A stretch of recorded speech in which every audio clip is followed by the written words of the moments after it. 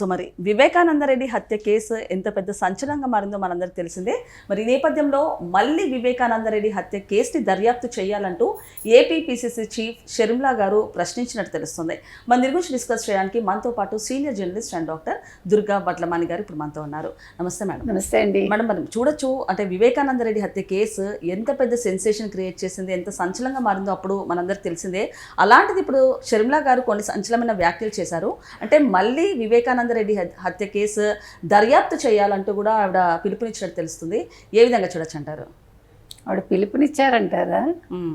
ఆవిడ మామూలు ఒక క్రాకర్స్ పేలుతాయి చూడండి, అట్లా నిన్న అన్నగారిని తిట్టిందండి. అలా తిట్టింది. బుద్ధి ఉందా, సిగ్గుందా, బుద్ధి లేదా? అసలు ఆవిడ ఎంతలా ఫైర్ అయ్యారంటే చాలా ఆవిడ అంటే లోపల నుంచి వచ్చాయి ఆ మాటలు. చాలా బాధపడింది, చాలా కోపంగా ఉంది ఆవిడకి. ఎందుకంటే మీరు అన్నట్టుగా వివేకానందరెడ్డి గారి హత్య కేసు ఇంకా ఇలాగే ఉండడం, సిబిఐ ముందుకు వెళ్ళకపోవటం, అవినాష్ రెడ్డిని అరెస్ట్ చేయకపోవటం, సో వాటి మీద ఆవిడ చాలా కోపంగా ఉన్నారు. మీరు మళ్ళా ఎందుకు ఆ కేసును తిరగతోడకూడదు, మళ్ళా దర్యాప్తు ఎందుకు చేయకూడదు, సిబిఐ అసలు ఎందుకు ముందుకెళ్ళటం లేదు, మోదీ గారికి ఏంటి అంత ప్రేమ, ఎవరు జగన్మోహన్ రెడ్డి అంటే ఆయన దత్తపుత్రుడు, ఇలాగే నిన్న మాట్లాడింది ఆవిడ. అంటే ఆవిడ ఆవేదన ఏంటంటే సునీత చెప్పింది కరెక్టు, మీరు ఎందుకు ఆ కేసులో నిజానిజాలు బయటకు తీయట్లేదు, సిబిఐ ఈ రోజు కూడా దర్యాప్తు చేయొచ్చు. అంటే ఇంకొకటి, మోదీ గారి గొంతు నొక్కి సిబిఐ గొంతు నొక్కి మరీ ఎవరైతే ఉన్నారో అతన్ని కాపాడుకోవాల్సిన అవసరం ఏముంది మేడం? నార్మల్గా అంటే ఇదివరకు అంటే వాళ్ళు కలిసి ఉన్నారండి, ఇదివరకు సపోర్ట్ ఉంది. ఇప్పుడు మరి ఏ సపోర్ట్ ఉందో మనకు తెలియదు. ఇప్పుడు యాక్చువల్గా కూటమిలో ఉంది బీజేపీ. 7వ తారీఖు వైస్ ప్రెసిడెంట్ ఎలక్షన్స్ ఉన్నాయి. సో అది అయ్యాక ఏమైనా ముందుకెళ్తాయా ఈ కేసులు? ఓ పక్క మనకు తెలుసు మద్యం కుంభకోణానికి సంబంధించి, మరో పక్క వివేకానందరెడ్డి హత్య కేసు.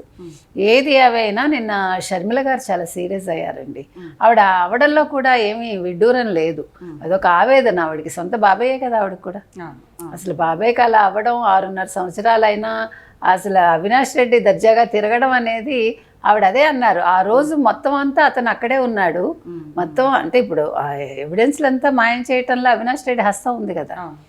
సో జగన్మోహన్ రెడ్డి గారు పాప చాలా కూల్గా ఆయన రోడ్డు మార్గంలో వచ్చి ఎప్పుడో సాయంకాలానికి పొద్దున 3ంటికి తెలిస్తే ఈలోగా గుండెపోటు కాదు గొడ్డలిపోటు అంటూ రకరకాల పోట్లు అయిపోయాయి.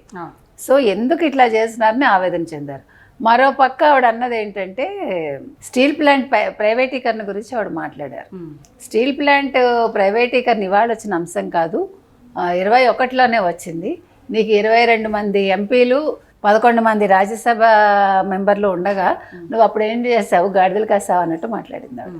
అప్పుడు నోరు మూసుకుని ఇప్పుడు ఉద్యమిస్తానంటావేంటి, సిగ్గులేదా నీకని నిన్న కడిగి పడేసిందండి ఆవిడ. అసలు నిన్న ఆవిడ రెచ్చిపోయిన విధానం చూస్తే, అసలు జగన్మోహన్ రెడ్డికి సిగ్గుంటే, అభిమానం ఉంటే, బుద్ధుంటే ఆయన ఆత్మహత్యైనా చేసుకోవాలి, లేదు ఆ కేసు మీరు తిరగతోడండి అని సిబిఐని అడగాలి, మోదీకి లేదా ఒక లేఖ రాయాలి. అంతే తప్ప ఆయన నిజంగా తిరగడానికి అనర్హుడండి బయట ఈ విషయంలో మాత్రం. అదేవిధంగా ఇంకొక ముఖ్యమైన అంశం ఏంటంటే, విశాఖ ఋషికొండ ఏదైతే ఉందో, అదే జగన్మోహన్ రెడ్డి హయాంలో 500 కోట్లు పైగా అయింది కదా దానికి. దాని మీద ఎందుకు మీరు విచారణ చేయట్లేదు, దర్యాప్తు ఎందుకు చేయించట్లేదు అని కూటమి ప్రభుత్వాన్ని ఆవిడ నిలదీశారు. అంటే ఆవిడ మాట్లాడిన 3 అంశాలు కూడా సరైనవే. సో నేను కూడా ఉద్యమిస్తానంటోంది ఆవిడ. ఆవిడ ఇది స్టీల్ ప్లాంట్కి సంబంధించి నేను ఉద్యమిస్తానని అంటుంది ఆవిడ. అది ప్రైవేటీకరణను వ్యతిరేకిస్తూ కాంగ్రెస్ తరఫున నేను ఉద్యమం చేస్తాను అని. సో ఏది ఏమైనా ఆవిడ అడిగిన 3 అంశాలు న్యాయపరమైనవేనండి, న్యాయబద్ధమైనవే. నిన్న అసలు షర్మిల మాట్లాడిన మాటలు వింటే మనకి ఆవిడలో ఉండే ఆ కోపం, ఆవేదన, ఆ దుఃఖం అవన్నీ కూడా బయటకు వచ్చాయనిపిస్తుంది.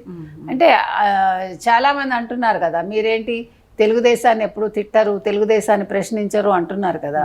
ఆవిడ తెలుగుదేశాన్ని కూడా నేను ప్రశ్నించారు చెప్పాలంటే కదా.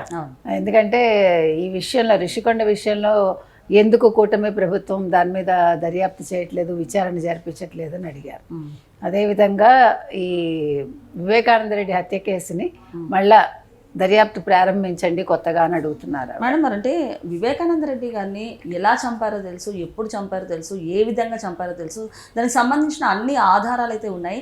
అయినా కూడా పట్టుకోవడానికి, లేకపోతే ఆ నిర్దోషిని పట్టుకోవడానికి ఎందుకు ఇంత లేట్ చేస్తున్నారంటారు? అదే కదా షర్మిల అడుగుతున్నది కూడా అదే, ఎందుకు ఈ డిలే, ఏంటి ఎక్కడ జరుగుతోంది అనేది ఆవిడ ఆవేదన. కాబట్టి ఇప్పుడు మరి కూటమి ప్రభుత్వం దీని మీద దృష్టి పెట్టాలి ఇప్పుడు సీరియస్గా. మరి వైస్ ప్రెసిడెంట్ ఎన్నికలు అయిపోయాక దాని మీద దృష్టి పెడతారా ఏంటి అనేది మనం చూడాలండి. ఏది ఏమైనా ఇప్పుడు రాష్ట్రంలో చాలా అంశాలు ఒక కొలిక్కి రావాలి. ఒక పక్క మద్యం కుంభకోణం కావచ్చు, మిగతా కుంభకోణాలు కావచ్చు. ముఖ్యంగా వివేకానంద రెడ్డి హత్య కేసు ఎందుకు ముఖ్యం అంటే మనకి ఒక నారాసుర రక్త చరిత్రని ఒక ఫుల్ పేజ్ యాడ్ ఇచ్చుకుని అలా రక్తం బొట్లు బొట్లు పడుతూ ఒక గొడ్డలకి దాన్ని బేస్ చేసుకుని ఆయన నెగ్గాడు. అంటే ఒక అబద్ధాన్ని ఆయన ప్రజల్లోకి తీసుకెళ్ళగలిగాడు. సో దాన్ని ఇవాళ అది అబద్ధం అని ప్రూవ్ చేయాల్సిన బాధ్యత కూడా ఈ తెలుగుదేశం కూటమి మీద ఉంది. అది చిన్న విషయం కాదు. ఒక వ్యక్తిని వాళ్ళు అంటే ఆయన నిజాయితీని హననం చేసి దాని మీద వాళ్ళు ఇవాళ ఎలక్షన్కి వెళ్ళి ఆ రోజు 2019లో వైసీపీ నెగ్గడం జరిగింది. కాబట్టి దీని మీద ముఖ్యంగా తెలుగుదేశం దృష్టి పెట్టాలండి. ఈ విషయాన్ని వదిలిపెట్టకూడదు. ఇప్పుడు షర్మిల కోసం కాదు, అదర్వైజ్ ఆల్సో వాళ్ళ అంశాన్ని దృష్టిలో పెట్టుకోవాలి. ఇది చిన్న విషయం అయితే కాదు. అదేవిధంగా ప్రైవేటీకరణ చేయటం అనే దాన్ని కూడా అందరూ వ్యతిరేకిస్తున్నారు. దీని మీద కూడా కూటమి ఆలోచించాలి. ముఖ్యమైనది రిషికొండ ప్యాలెస్ని ఏం చేస్తారు అన్న దాని మీద కూడా ఒక ఉత్కంఠ ఉంది. ఎందుకంటే 164 ఫస్ట్ 90 కోట్ల బడ్జెట్ అని 164 కోట్లకు పెంచి నెల 10 కోట్ల ఎంతో వాళ్ళకి రెంట్ వచ్చేదని విన్నాం మనం, 10-12 కోట్లు. అటువంటి రెంట్ వచ్చేదాన్ని వాళ్ళు కూలగొట్టించి ఈ రకంగా కట్టించి అది ఎటు కాకుండా ఈరోజు నెలకి 15 లక్షలు కట్టాల్సి వస్తుంది ఎలక్ట్రిసిటీ బిల్లు. సో దీన్ని ప్రతి నెల కట్టాల్సింది ఎవరంటే అప్పటి పర్యాటక శాఖ మంత్రి రోజా గారు, తర్వాత అప్పటి ముఖ్యమంత్రిగా ఉన్న జగన్మోహన్ రెడ్డి గారు. సో వాళ్ళిద్దరి నుంచి కూడా ఆ డబ్బులు వసూలు చేయాలని ప్రజలు కోరుకుంటున్నారు. కాబట్టి ఈ విషయాల మీద అయితే నిన్న షర్మిల గారు అడిగినవన్నీ కూడా చాలా న్యాయబద్ధంగా ఉన్నాయి. కాబట్టి కూటమి ప్రభుత్వం ఈ అంశాల మీద దృష్టి పెట్టి వీటిని త్వరితగతిని ముగించాలని మనం కోరుతున్నాం. ఓకే మేడం, నమస్తే.